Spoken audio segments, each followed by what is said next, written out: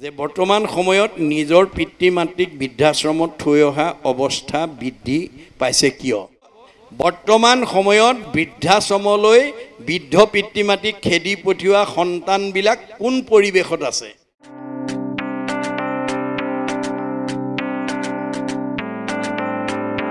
জগতৰ পাপ হৰৈ, যিজনক দৰ্শন কৰিলে পাপ হৰণ হ'ব। যাৰ হেন গুণ কৰ্মে মৃষিত যতেক বাক্য ছয়, তেওঁৰ গুণ নাম মৃষিত যদি বাক্য কোনোবাই কয়, তেতিয়াহ'লে সেইবোৰ কথা শুনিলেও আমাৰ পাপ বিনাশ হয়। জগতকে শুভই যে সেই জগতক মুখ্য দেই জগত পবিত্ৰ কৰে। যাৰ গুণ নামে জগত পবিত্ৰ কৰে, পাপ বিনাশ কৰে। হৰি নাম হুতাখন, পাপ সুখান বন, ক্ষণেকতে দহি কৰে চন। সেইকাৰণে আপোনালোকে ৰাতিপুৱা শুই উঠাৰ পৰা গধূলা খোৱালৈকে 5টা পাপ আমাৰ প্ৰত্যেক ঘৰতে অবাঞ্ছিতভাৱে সিদ্ধ হয় বুলি কৈছে। বেদে কৈছে দেই, গীতা ভাগৱতে কৈছে যে আমাৰ প্ৰত্যেকখন গৃহস্থীতে আমি ৰাতিপুৱা শুই উঠাৰ পৰা গধূলা খোৱালৈকে আমাৰ কৰ্মবিলাক কৰোঁতে 5টা পাপ সাধন হয়। কি কি পাপ? কন্দনি পেশনি চুলি কলসী মাৰ্জনী, গৃহস্থৰ পঞ্চহিংসা সিজে ৰাতি দিনী, তাৰ দুখে গৃহবাসী স্বৰ্গক নাযায়, কৃষ্ণ অৰ্থে কৰি পুনো মুকুতিক পায়। এতিয়া আমাৰ গৃহস্থী ধৰ্মখন সুন্দৰকৈ পৰিচালনা কৰিবৰ কাৰণে, আপোনাৰ পৰিয়ালটো সুখ সন্তোষত থাকিবৰ কাৰণে, বেমাৰ আজৰ পৰা মুক্ত হৈ থাকিবৰ কাৰণে, মন আনন্দত থাকিবৰ কাৰণে বেদৰ এই দৰ্শনবিলাক আমি কাৰ্যকৰী কৰিব লাগিব। মনত ৰাখিব কথাটো। আমাৰ 5টা পাপ আপুনি নভবাকে হৈ থাকে। কন্দনি, ঢেঁকীত ধান বনা আগৰ দিনৰ আছিলে, আজিকালিতো ঢেঁকী নাই। মিক্সাৰত জা জলপান প্ৰস্তুত কৰা, তাত ব্ৰহ্ম হত্যা হয়। পেশনি, পতাত মছলা পিছা, সৰিয়হ পিছা, আদা পিছা, নহৰু পিচি অন্ন তৈয়াৰ কৰোঁতে তাত ব্ৰহ্ম হত্যা হয়, তাত পাপ লাগে। চুলি, জুহালত গেছত ৰন্ধনশালাত অন্ন প্ৰস্তুত কৰোঁতে তাত ব্ৰহ্ম হত্যা হয়, তাত পাপ লাগে। কলসী, কলহ বা কোনো পাত্ৰত পানী আনিলে চকুৰে মনিব নোৱাৰা জীৱাণু আহে, গৰম কৰি মাৰি পেলোৱা হয়, তাতো ব্ৰহ্ম হত্যা হয়, তাতো পাপ লাগে। কন্দনি পেশনি চুলি কলসী মাৰ্জনী, ঠাই ঘৰ মচা কচা কৰোঁতে সাৰোঁতে জাৰুত লাগি পোক পৰুৱা মৰে, হাতেৰে ঠাই মচি আনোতে নেদেখা পোক পৰুৱা মৃত্যুৰ মুখত পৰে। এই 5টা পাপ আমাৰ প্ৰত্যেকখন ঘৰতে সিদ্ধ হৈ থাকে, হয় নাই? গতিকে তাৰ দুখে গৃহবাসী স্বৰ্গক নাযায়। ভাগৱতত কৈছে এই যে 5টা পাপ আমি ক'ব নোৱাৰাকৈ সাধন হৈ থাকে, এই 5টা পাপৰ কাৰণে সেইখন ঘৰত বাস কৰি থকা জীৱকেইটা বৈকুণ্ঠ দূৰৰ কথা, স্বৰ্গলৈকে যাব নোৱাৰে বুলি কৈছে। তাৰ দুখে গৃহবাসী স্বৰ্গক নাযায়, কৃষ্ণ অৰ্থে কৰি পুনো মুকুতিক পায়। এতিয়া আমি কৃষ্ণ কৰ্ম যদি কৰিব পাৰোঁ, তেতিয়াহ'লে আমাক সেই দুখে স্পৰ্শ কৰিব নোৱাৰে। আইসকলৰ ভূমিকা সৰ্বশ্ৰেষ্ঠ। গতিকে সেইকাৰণে আমাৰ আইসকলে এটা পৰিয়াল সুন্দৰকৈ পৰিচালনা কৰিবৰ কাৰণে আইসকলৰ গাত 7টা সৎগুণ থাকিব লাগে বুলি কৈছে দেই। গীতাই কৈছে, গীতাত কৈছে যিসকল মহিলাৰ 7টা গুণ থাকিব, তেওঁ পৰিয়াল, নিজৰ ঘৰখন, ওচৰ চুবুৰীয়া সমস্ত দিশতে তেওঁ প্ৰভাৱ পেলাব পাৰিব। এতিয়া আপোনালোকৰ সেই 7টাৰ ভিতৰত কাৰোবাৰ কমি আছে যদি শিকি লওক দেই। 7টা যদি আছেতো আৰু বহুত ভাল কথা। কি কি 7টা গুণ? কীৰ্তি, শ্ৰী, বাকস্য, নাৰীনাং, ধীতি, মেধা, স্মৃতি, ক্ষমা। এই 7টা গুণ।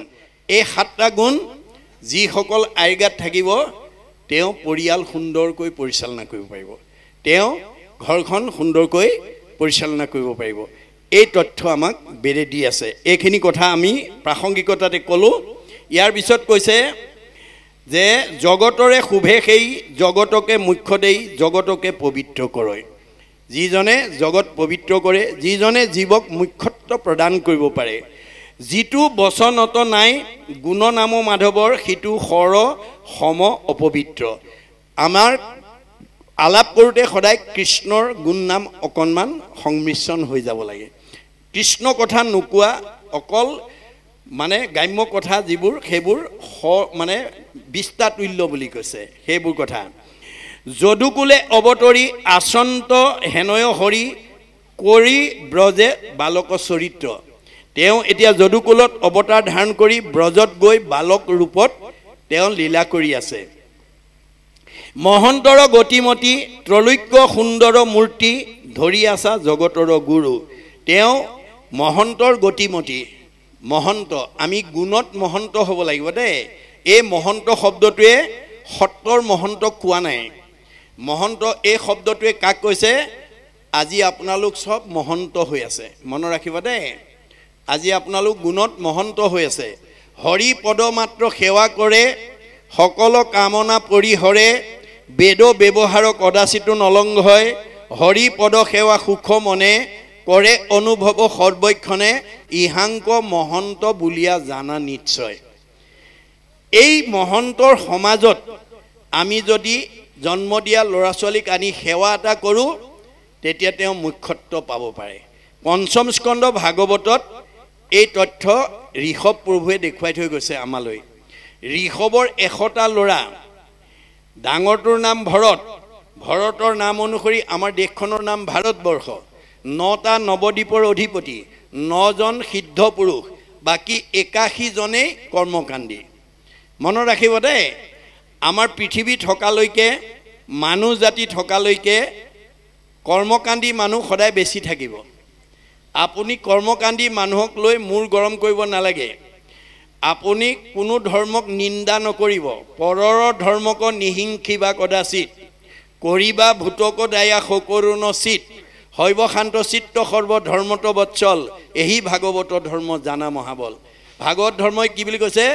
আত্মা দৃষ্টিত আমি চব ভগৱন্তৰ অংশ জীৱ। গৈ থকা সময়ত যিটো ভাৱনা তেওঁ অন্তৰত পোষণ কৰিছে, আমাৰো মনত যাতে সেই ভাৱনাবিলাকে স্থান লভিব পাৰে তাৰ প্ৰতি আমি সজাগ হ'ব লাগিব। তেওঁ কৈছে, ৰাম মাধৱৰ পদ দেখিল মাত্ৰকে মই পৰিবোৰ ৰথৰ ঝাম্প দিয়া। যে মই ব্ৰজধামত বলৰাম আৰু কৃষ্ণক দেখাৰ লগে লগে মই আৰু ৰথত বহি নাথাকোঁ। মই ৰথৰ পৰা জাপ মাৰি নামি মানে তেওঁক কি কৰিম? যাক যোগী ধ্যান কৰৈ হেন চৰণক মই প্ৰণামীবোৰ সাক্ষাতে দেখিয়া। মই দেখাৰ লগে লগে যাক যোগীগণেও সেৱা কৰি থাকে, চিন্তা কৰি থাকে, সেইজনৰ চৰণত মই সেৱা জনাম। এই বুলি তেওঁ ভাবি ভাবি গৈ আছে। পদপংকজৰ ধূলি মাথে লৈবো হাতে তুলি মূৰ অনুৰাগ যাইব চৰি। তেওঁৰ পদৰ চৰণৰ ধূলি মই মাথাত তুলি লোৱাৰ লগে লগে মোৰ অনুৰাগ আৰু বাঢ়ি গৈ থাকিব। ৰাম গোবিন্দৰ সংগী গোপগণ আছে যত তাকো প্ৰণামীবোৰ পাৱে পৰি। অৰ্থাৎ ভকত ভগৱন্ত অভিন্ন। সেই গোকুলত যিবিলাক মানে গোপ বালকে তেওঁৰ লগত খেলা ধূলা কৰি থাকে সেই সকলকো মই সেৱা জনাম। মনত ৰাখিব কথাটো। গতিকে আপোনালোকে গাঁওখনত বন্ধু বান্ধৱ আলহী অতিথিৰ লগত কথা পাতোঁতে ভগৱন্তৰ কথা পাতিব পাৰিলে ভাল বুলি কৈছে, তেতিয়া আমাৰ পাপ দূৰ হয়। কিন্তু কিবা কাৰণত যদি আপোনালোকে ভগৱন্তৰ কথা এৰি সান্ধ্য গাঁৱৰ এজন ভকতৰ কথা বা এগৰাকী আইৰ কথা যদি ভকত গুণসম্পন্ন আইৰ কথাও যদি পাতে তেতিয়াও পাপ বিনাশ হ'ব। বুজিছেনে?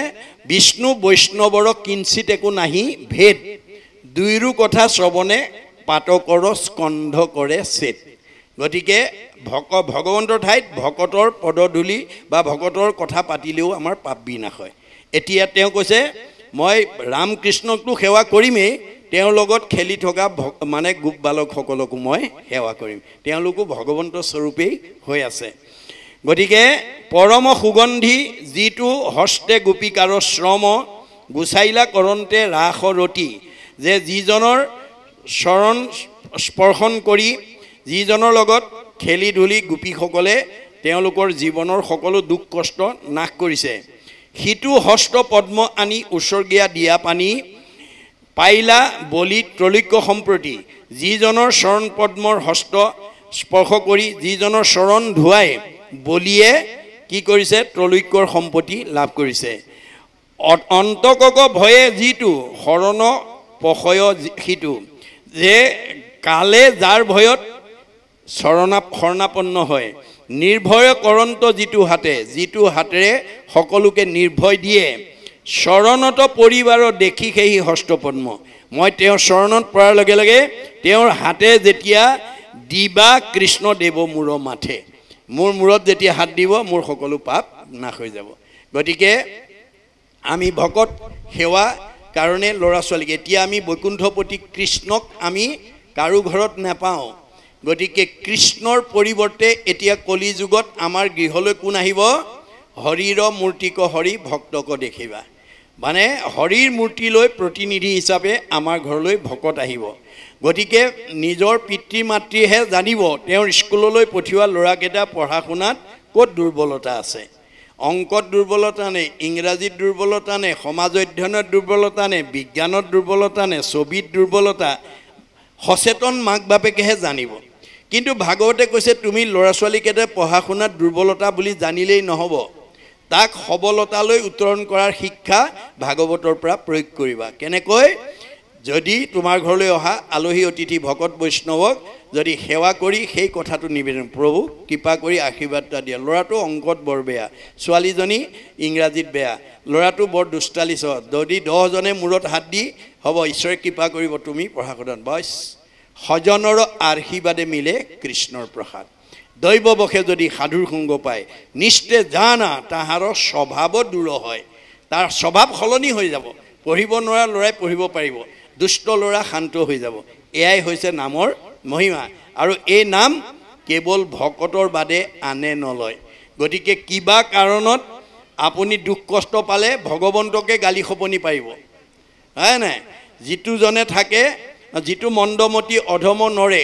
হৰিৰ মহা অপৰাধ কৰে নামত শৰণ লয়ে বাৰেক নামে হৰে তাৰ সবে পাতেক আপুনি কিবা কাৰণত যদি ভগৱানক গালি খপনি দি আকৌ যদি নামত শৰণাপন্ন হয় ভগৱন্তই সব দুখ খণ্ডন কৰিব কিন্তু সুহৃদ হৰি নাম সমস্তৰে তাৰ অপৰাধ যি নৰে কৰে তাহাৰ ৰক্ষাৰ নাহি উপায় অৱশ্যে সিটো অধুগতি যায় হৰিও ৰাখিবে নোৱাৰে তাক শুনিয়া নাৰদে বুলিলা বাক ভগৱন্তৰ নাম ভকতে লয় সেই ভকতৰ যদি কোনোবাই অপৰাধ কৰে তেতিয়াহ'লে ভগৱানেও তাক ৰক্ষা কৰিব নোৱাৰে সি অধুগতি যাবই গতিকে আপোনালোকে কেতিয়াবা ল'ৰা ছোৱালীক ক'ব কিবা দুখ পালে ভগৱন্তকে গালি পাৰিবি ভকতক বেয়া কথা বেয়া ব্যৱহাৰ নকৰিবি ভকতৰ ৰোষত পৰিলে আমি কেতিয়াও সেই দুখৰ পৰা মুক্ত হ'ব নোৱাৰোঁ এইটো হৈছে আমাৰ বেদৰ লক্ষণ বেদে কৈছে ইয়াৰ পিছৰ পদে কি কৈছে আমি আকৌ আলোচনা কৰিম কৃষ্ণ এইখিনিতে আমাৰ বাপ এজনে এটা প্ৰশ্ন আগবঢ়াইছে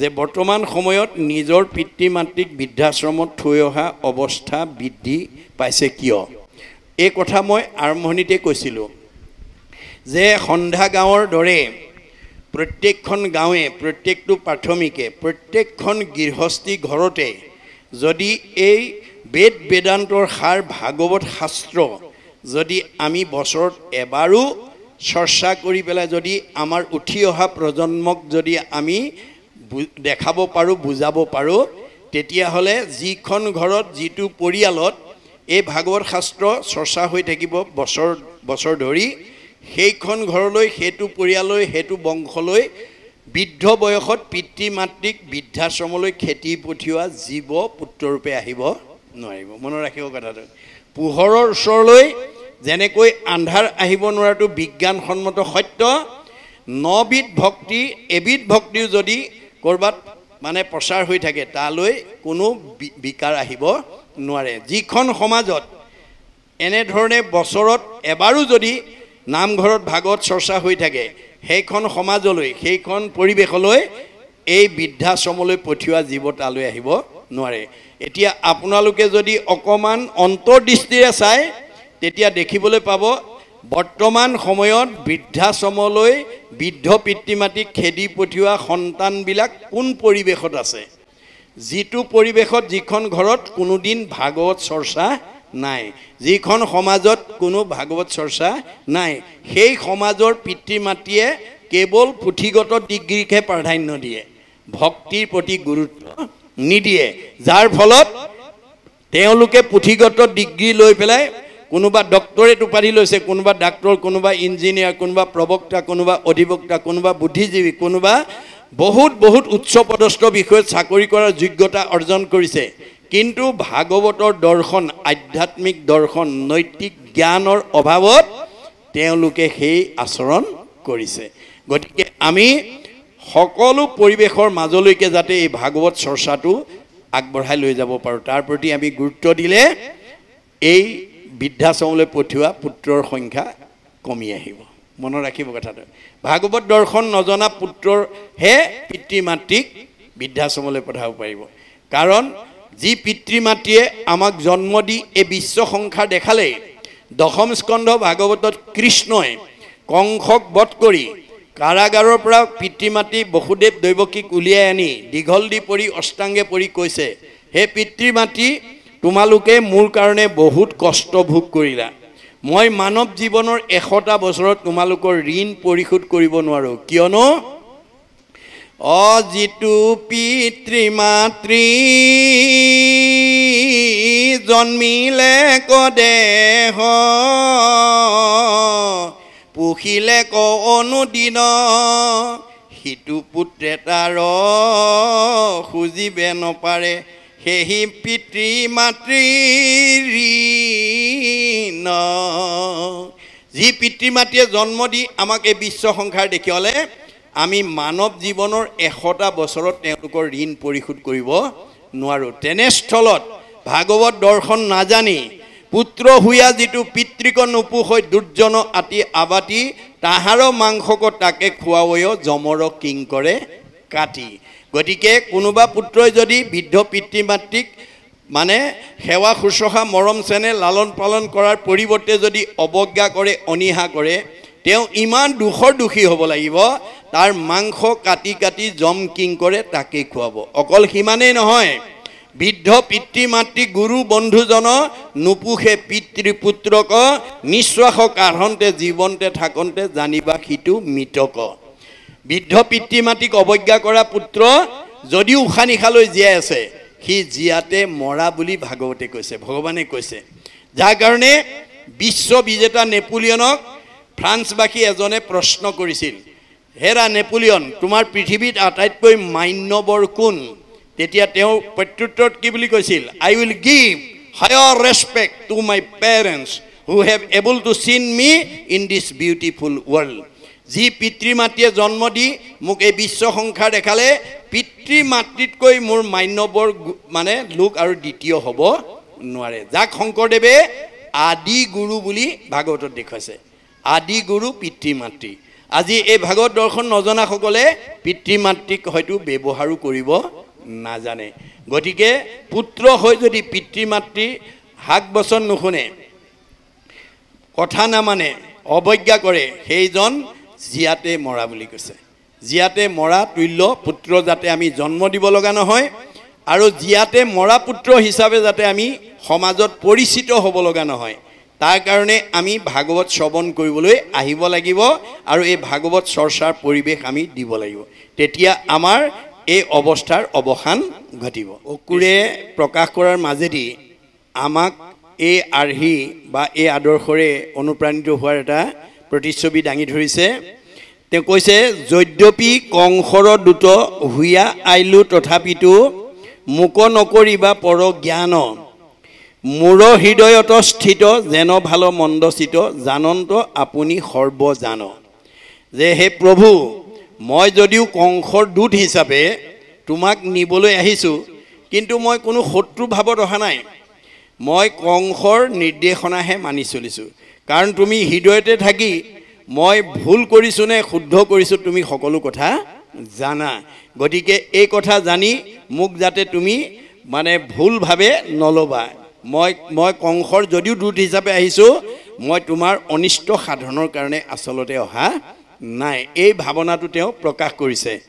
শৰণৰ সমীপত পৰিবাৰ দেখি মোক দয়া দৃষ্টি চাহি বন্ধুছে। মই যেতিয়া তেওঁৰ শৰণত সেৱা জনাম, তেওঁ মোৰ প্ৰতি দয়া দৃষ্টি পৰিৱেশন কৰিব।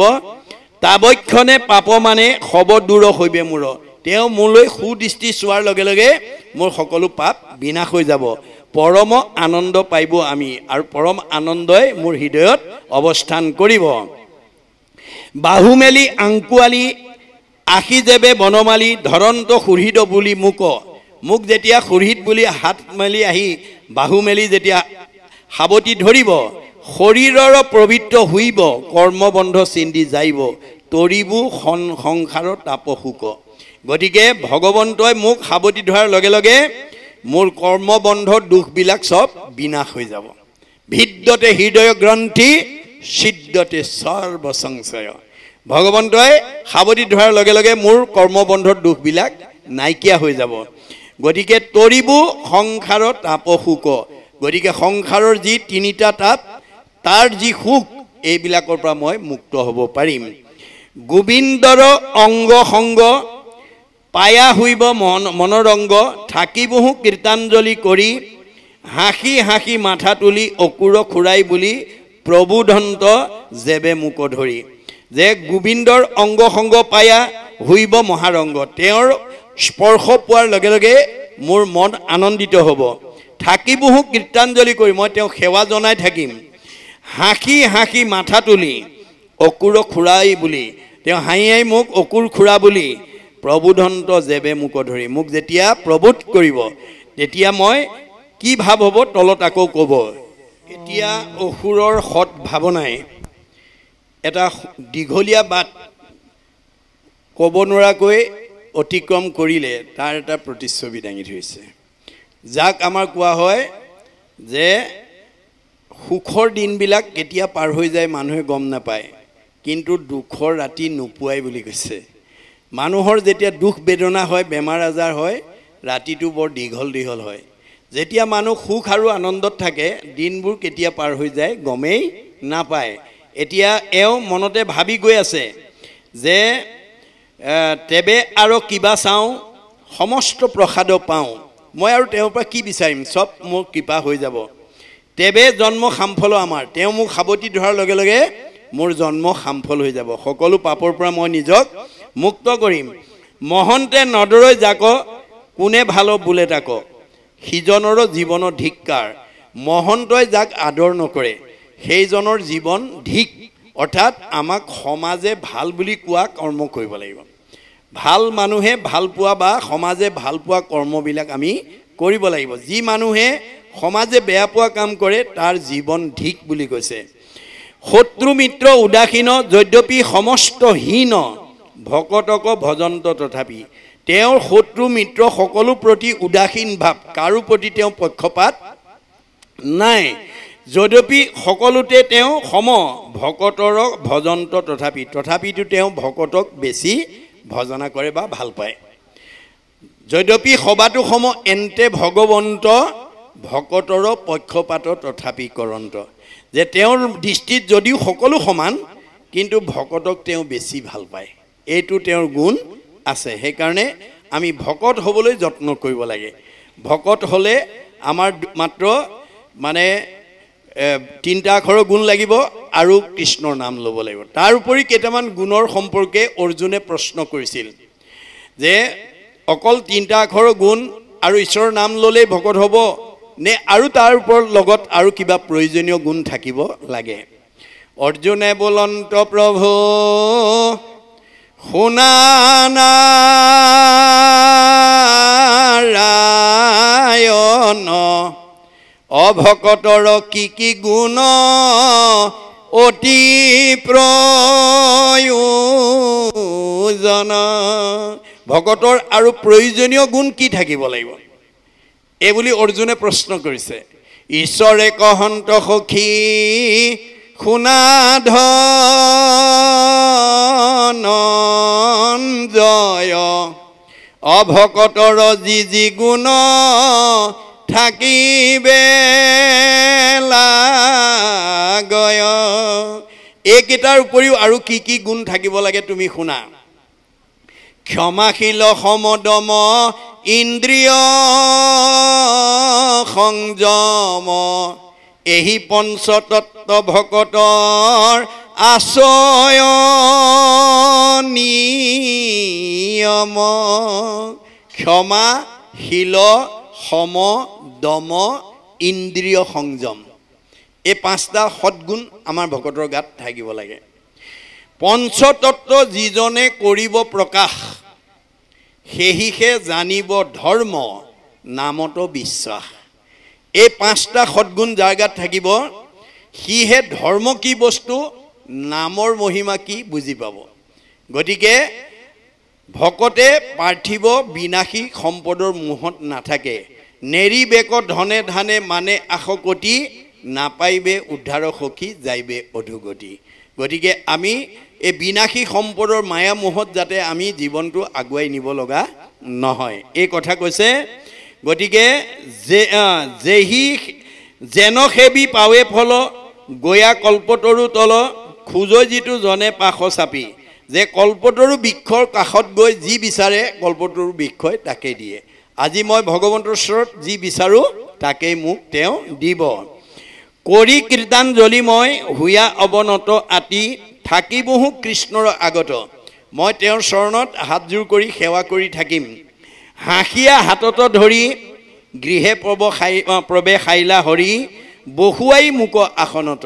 তেতিয়া মোৰ হাতত ধৰি তেওঁ মোক ভিতৰলৈ নি আসনত বহুৱাব। এই কথাবোৰ ভাবি গৈ আছে। কৰিয়া সৎকাৰ তথা পুচিবা কংসৰ কথা, তেবে মোৰ পুৰৈ মনোৰথ। মোক সৎকাৰ কৰাৰ পিছত, মোক মানে সেৱা শুশ্ৰূষা কৰাৰ পিছত কংসৰ কথা সুধিব, আৰু সুধিলেই মোৰ মনৰ যিটো কামনা মোৰ পূৰণ হ'ব। যি উদ্দেশ্যত মই গৈছোঁ সেই কথা মই তেওঁক ক'ব পৰা হ'ম। তেবে মোৰ পুৰৈ মনোৰথ, এহিমতে মাধৱক চিন্তনতে দিনন্ত গৈল। এই ধৰণে ভাবি গৈ থাকোঁতে দিনটো পাৰ হৈ গ'ল। নজানিলা সিটো দীৰ্ঘ পথ, একেবাৰে মথুৰাৰ পৰা ব্ৰজধামলৈ দূৰত্বটো কথা তেওঁ মনলৈ অনুভৱেই নহ'ল। গতিকে ভগৱন্তৰ কথা ভাবি যাওঁতে যাওঁতে সময়টো পাৰ হৈ গুচি গ'ল। গতিকে বাট অতিক্ৰম হৈ গ'ল। সূৰ্য যেবে গৈলা অস্ত্ৰ, গকুল পাইলেক ৰথ, তেবেহে চেতন ভৈল গাত। যে সূৰ্যৰ অস্ত্ৰ গ'ল, অৰ্থাৎ দিন ৰাতি হ'ল, আৰু গকুল গৈ পালেগৈ। তেতিয়াহে তেওঁ ভাবিছে যে মই গকুল পালোহি, তেতিয়াহে উপলব্ধি হৈছে, নহ'লে তেওঁ কেতিয়া গৈ গকুল পালে তেওঁ গমেই নাপালে। নাজানিলা মহামানী ঘোঁৰাহে নিলেক টানি, গোপপুৰী দেখিল সাক্ষাৎ। তেওঁ নিজে গমেই নাপালে, ঘোঁৰাইহে যেন ৰথখন টানি নি পেলাই গকুল পোৱাই দিলেগৈ। মাথে দধি তাৰ ধ্বনি, লোকৰ আৰাৱ শুনি, চতুৰ্ভীতি নিহালন্ত পাছে। তেওঁ মানে গোপীসকলে দধি মন্থন কৰা আৰাও তেওঁৰ মানে শুনিবলৈ পাইছে, আৰু চাৰিওফালে তেওঁ জুমি জুমি চাইছে। এইখিনিলৈকে ক'লে। ইয়াৰ পিছতে আমাক মহাপুৰুষে গুৰুজনাই সঞ্জীৱনী স্বৰূপ উপদেশ বাণীৰ দ্বাৰা আজিৰ অধ্যায়টো সামৰিছে। শুনা সভা সদগণ, মাধৱত দিয়া মন, অন্তকে কেশত ধৰি আছে। যে আমাক কালে পিছফালে ধৰি আছে বুলি কৈছে, চুলিত ধৰি আছে। কালসৰ্পে চুম্পিয়া আশ্ৰয় পৃষ্ঠ ভাগে, চেগচাই কোনোদিনা ধৰিবেক ৰাগে। কোনোমতে নৰৱে নেৰাৱে টান হাত, কৃষ্ণত ভকতি যেবে নকৰে সাক্ষাৎ। অৰ্থাৎ আমাৰ প্ৰত্যেকৰ পিছতে কাল নামৰ সাপটো, অৰ্থাৎ সময় ৰৈ আছে। যিদিনাখন ম্যাদ শেষ হ'ব, শেষ খোটটো মাৰি দিব, আৰু সেইদিনা আমাৰ এই 24 তত্ত্বৰ দেহটো কাষ্ঠ যেন থাকিবেক মাটিত পৰিয়া, হেন দেহ আপোনাৰ বোলা কি লাগীয়া। গতিকে এইটোৱে মোৰ দেহ বুলি ভাবি যাতে আমি কেৱল বিষয়ৰ চিন্তাতে যাতে আসক্ত থাকিব লগা নহয়। গতিকে এই জীৱশ্ৰেষ্ঠ মানৱ দেহতে ঈশ্বৰত ভক্তি কৰিলে জীৱই পৰম গতি পায়। সেইকাৰণে আমাৰ মানুহৰ জন্মত আমি ভকতিৰ প্ৰতি গুৰুত্ব দিব লাগিব। কাৰণ 3 বাৰলৈকে নৰদেহা দিয়ে বুলি শাস্ত্ৰত উল্লেখ আছে। 3 বাৰ নৰতনু দেন্ত ৰংগ কৰি, তৰিব লোকত মুখে হৰি নাম স্মৰি, তথাপিতো যিটো লোকৰ নভৈল নিষ্ঠাৰ, আউৰ পুনৰপি দেহ নাহি জানা তাৰ। গতিকে আমাক 3 বাৰলৈকে নৰদেহা দি ভগৱন্তই যেনে তেনে ঈশ্বৰৰ নাম এটা মুখত আহক বুলি কৃপা কৰে বুলি কৈছে।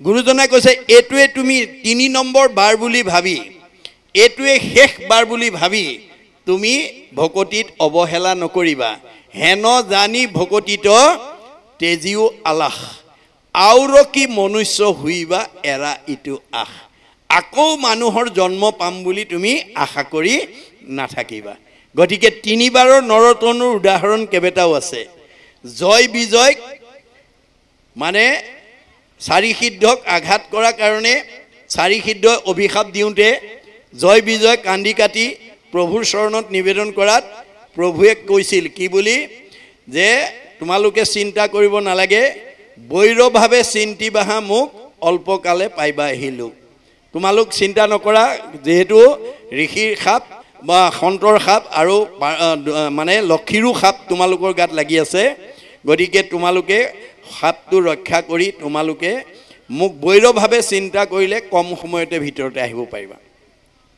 এই বুলি কোৱাৰ লগে লগে তেওঁলোকে আহি কশ্যপ ঋষি ঔৰসে প্ৰথমতে দ্বিতীৰ গৰ্ভত হিৰণ্যাক্ষ হিৰণ্যকশিপু হ'ল হিৰণ্যাক্ষ হিৰণ্যকশিপুৱে ভগৱন্তৰ বৈৰভাৱে চিন্তা কৰাৰ কাৰণে ভগৱন্তই দুইটাকে মাৰিলে মৰা পিছত পূৰ্বৰ প্ৰতিশ্ৰুতি মতে বৈকুণ্ঠলৈ যাবগে লাগিছিল কিন্তু নগল কলৈ গল ৰাৱণ কুম্ভকৰ্ণ গুইলে গল ৰাৱণ কুম্ভকৰ্ণ হ'ল ৰাৱণ কুম্ভকৰ্ণক ৰামে মাৰিলে মৰা পিছত তেওঁলোক আকৌ আগৰ প্ৰতিশ্ৰুতি মতে যাব লাগিছিল নগল কলৈ গল শিশুপাল দন্তবক্ৰ হ'ল আৰু শিশুপাল দন্তবক্ৰই যেতিয়া খাওঁতে খুঁতে উঠোতে লৰোতে বহোতে একমাত্ৰ কৃষ্ণ কৃষ্ণ বুলি ক'বলৈ লাগিলে তে কৃষ্ণই যেতিয়া সুদৰ্শন চক্ৰ দি মাৰিলে তেতিয়া জ্যোতি হৈ কৃষ্ণত বিলীন হৈ গৈছে বুলি শাস্ত্ৰত দেখাইছে তে হেতু যদি চাওঁ 3টা জন্ম পাইছে জ্বৰ ভৰতে 3টা জন্ম পাইছে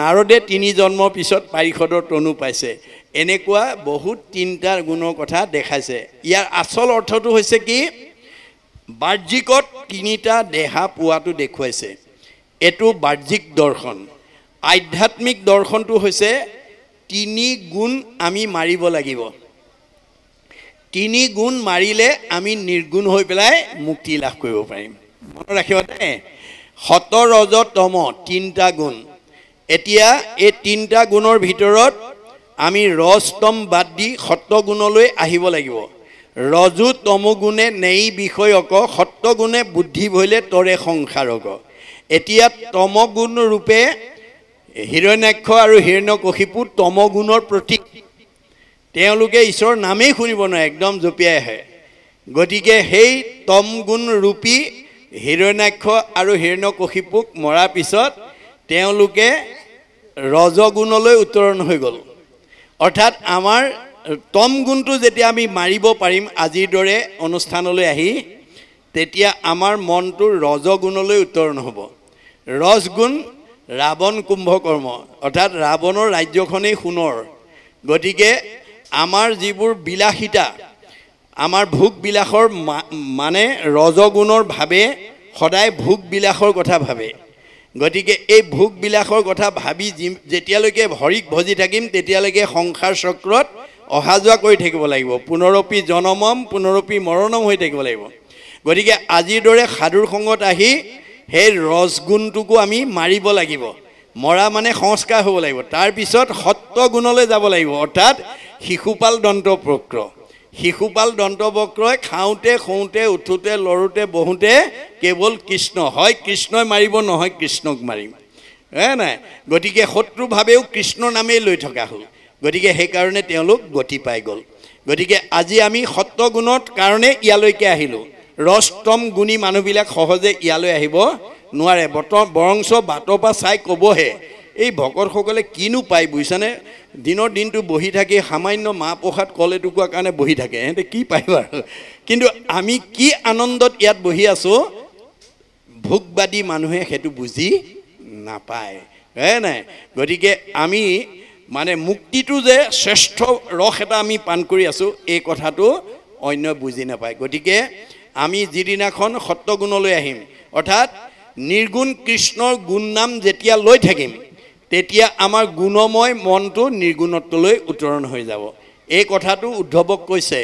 মোৰ কথা যথাত নিৰ্গুণ সেহি স্থান ঈশ্বৰক জানিলে নিৰ্গুণ हुए জ্ঞান বুলিও নিৰ্গুণ শ্ৰদ্ধা মোহৰ সেৱাৰ নিৰ্গুণ স্থানক পাৱে ভকতে আমাৰ আজি আপোনালোক ভকত হৈ আছে কোনেও নাভাবিব মই অভকত আমাৰ ঈশ্বৰৰ কথা যি শুনিব ক'ব গাব সেইজনে ভকত গতিকে ইয়াৰ প্ৰতি যাৰ অনুৰাগ বাঢ়িব সেইটোৱে হৈছে ভক্তিৰ প্ৰতীক গতিকে ভকতি মোৰ আছেনে নাই মই কাৰোবাক দেখুৱাই দিব পৰা নহয় ই গুণ বিশিষ্ট আমাৰ বেদত কৈছে স পৰম অনুৰক্তি ঈশ্বৰেই ভক্তি ঈশ্বৰৰ কথা শুনিবৰ কাৰণে ঈশ্বৰৰ কথা জানিবৰ কাৰণে ঈশ্বৰৰ কথা গাবৰ কাৰণে ঈশ্বৰৰ কথা পাবৰ কাৰণে ঈশ্বৰৰ স্থান পাবৰ কাৰণে ঈশ্বৰৰ ৰূপ দৰ্শনৰ কাৰণে মনৰ যিটো অনুৰাগ হেতুক কৈছে ভক্তি বুলি কৈছে আজি আপোনালোকে আগ্ৰহ লৈ পেলাই বহি আছে এই আগ্ৰহে যেতিয়া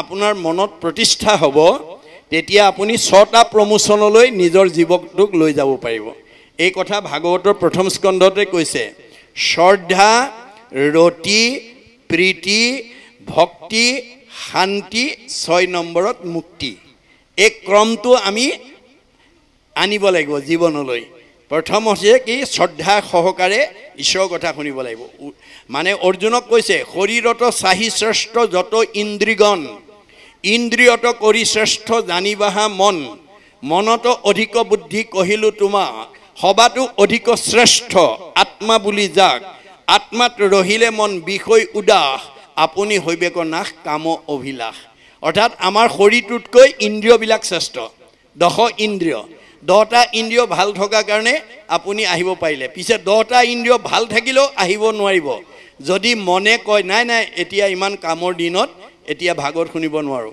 বা বৰ গৰম বৰ ঠাণ্ডা যাব নোৱাৰো বুলি মনে যদি কয় 10টা ইন্দ্ৰিয় সুস্থ হৈ থাকিলেও আহিব নোৱাৰিব এতিয়া মনে কোৱাৰ কাৰণে আপোনালোক আহি গ'ল কিন্তু মন ইমান চঞ্চল অহাৰ পিছতেও আকৌ ভাগৱত ব্যাখ্যা কৰি থকা পিছতো ঘৰত এৰি থৈ অহা ল'ৰা ছোৱালীক এটা কথা ভাবি থাকে ঘৰত এৰি থৈ অহা কামটোৰ কথা ভাবি থাকে ব্যৱসায়টোৰ কথা ভাবি থাকে ইত্যাদি ইত্যাদি তেতিয়া কিন্তু বুদ্ধিয়ে ক'ব লাগিব ঐ মন ৰাতিপুৱা শুই উঠাৰ পৰা গধূলা খোৱালৈকে জন্মৰ পৰা আজি তাৰিখলৈকে সদায় ধন টকা পইচা ঘটা বিষয় বাসনা ভোগ কৰা চিন্তাতে গোটেই দিন পাৰ কৰিলে আজি কিমান ভাগ্যৰ মূৰত ভকতৰ সংগত বহি স্বাদত অমৃতময় পৰম আনন্দ ৰস পান কৰি জন্ম জন্মান্তৰ কাৰণে পুণ্য সঞ্চয় কৰা এটা সুযোগ পাইছোঁ তই অকণমান ধৈৰ্য ধৰ এই বুলি বুদ্ধিৰে মনটোক বহুৱাই দিব লাগিব বহুৱাই পেলাই মনটো আনি আত্মাত ৰাখিব লাগে আত্মা ক'ত থাকে উদ্ধৱক কৈছে তিৰুদ্ধায় প্ৰবিষ্টু অয়ম শ্ৰীমদ ভাগৱত নৰ্বম তে নয় বাংময় মূৰ্তি প্ৰত্যক্ষৱৰ্ততে হৰৈ শৱনাথ সেৱনাথ দৰ্শনাথ পাঠাত পাপনাশিনী শব্দ ব্ৰহ্মৰূপে বাক্যত আছে পাঠকে পঢ়া কথাকেইটা যেতিয়া মনোযোগে শুনিব ব্যাখ্যাকাৰে কোৱা কথা যেতিয়া মনোযোগে শুনি থাকিব তেতিয়া আপোনাৰ ঠাণ্ডা বতা ভোক পিয়াহ এই শৰীৰলৈ আহিব নোৱাৰে কাৰোবাৰ ভৰি বিষ থাকিলেও এতিয়া আহিব নোৱাৰে কঁকাল বিষ থাকিলেও এতিয়া আহিব নোৱাৰে মনত ৰাখিব কথাটো নামৰ ইমান মহিমা বুজিছেনে গতিকে আমাৰ মনটো তেতিয়া উদাস হৈ যাব মানে ভগৱন্তৰ প্ৰতি শ্ৰদ্ধা বাঢ়ি গৈ থাকিব এয়াই হৈছে বেদৰ দৰ্শন এই দৰ্শনৰ মাজেদি আমি যদি সমাজখন উঠি অহা প্ৰজন্মক আগুৱাই নিব পাৰোঁ তেতিয়াহ'লে আমাৰ মাজলৈ আমাৰ হাতলৈ অহা প্ৰশ্নৰ অৱসান ঘটিব আমি ভাগৱতৰ চৰ্চা এই আধ্যাত্মিক আৰু নৈতিক শিক্ষা যিমান পৰিমাণে সঘনে আমি সমাজৰ উঠি অহা প্ৰজন্মৰ মাজত বিলাই দিব পাৰিম আমি সমাজখনক দি যাব পাৰিম সিমানেই আমাৰ বেয়াবিলাক লাহে লাহে নাইকিয়া হৈ যাব আৰু তাৰ পিছতে আমাৰ সত্য যুগ আৰম্ভ হ'ব যেতিয়া ভাগৱত শুনি শুনি আমাৰ কাম ক্ৰোধ লোভ মোহবিলাক বেয়া স্বভাৱবিলাক যেতিয়া নাইকিয়া হৈ যাব আপুনি কলি যুগতে এজন বৈকুণ্ঠৰ পাৰিষদ হিচাপে জীৱন আগবঢ়াই নিব পাৰিব গতিকে ভকতিৰ ইমান মহিমা বুলি কৈছে স্বৰ্গ নৰক যিটো পৰম মুকুতি তিনি একতুল্য যাৰ হৰিত ভকতি যাৰ ঈশ্বৰত ভক্তি থাকিব সি তিনিওটা বস্তু এই সংসাৰতেই উপভোগ কৰিব পাৰিব স্বৰ্গটো নৰক দুখ কৃষ্ণ কথা বিনে নৰকটো মুখ্য সুখ কৃষ্ণ কথা শুনে আপোনাৰ আৰ্থিক অৱস্থা বেয়া কিন্তু সদায় ঈশ্বৰৰ কথা পাতি থাকে আপোনাক আৰ্থিক দুৰৱস্থাই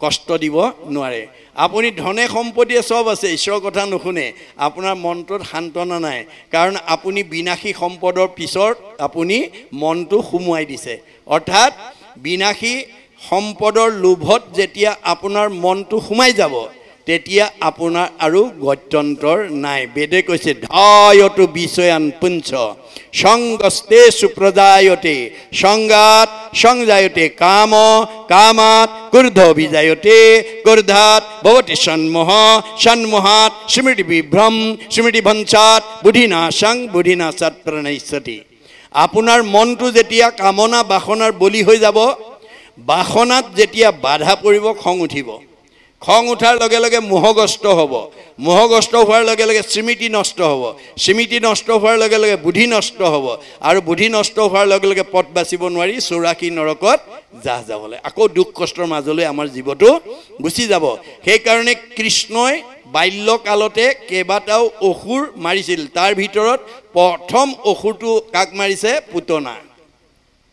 পুতনাক মাৰিছে পুতনা মানে আভিধানিক অৰ্থত দুৰ্গন্ধ আশা আকাংক্ষা কামনা বাসনা অৰ্থাৎ আমাৰ বিনাশী ধন সম্পদৰ কামনা বাসনাটো যেতিয়ালৈকে আমি মাৰিব নোৱাৰিম অৰ্থাৎ সংস্কাৰ কৰিব নোৱাৰিম তেতিয়ালৈকে আমি ঈশ্বৰত ভক্তি কৰিব নোৱাৰিম সেই কাৰণে প্ৰথম পুতনাকে বধ কৰি দেখুৱাইছে অৰ্থাৎ আমাৰ বাসনাবিলাকক আমি মাৰিব লাগিব কামনা বাসনাবিলাক আমি বিনাশী কামনা বাসনা কৰি থাকো ধন টকা পইচা গাড়ী মটৰ পকা ঘৰ দুৱাৰ সুখ ভোগ এইবোৰতো আমি লৈ যাব নোৱাৰো এইবোৰ সব ইয়াতে এৰি থৈ যাব লাগিব এৰি থৈ যাব লগা মোহৰ পৰা যাতে আমি মনটো লৈ যাব পৰা সম্পদৰ মাজলৈকে যাতে সলনি কৰি দিব পাৰো এইটোৱে হৈছে বেদৰ দৰ্শন এই ধৰণৰ মানে পৰিবেশৰ মাজেদি আপোনালোকে অনাগত দিনতো যাতে এই চৰ্চাৰ মাজেদি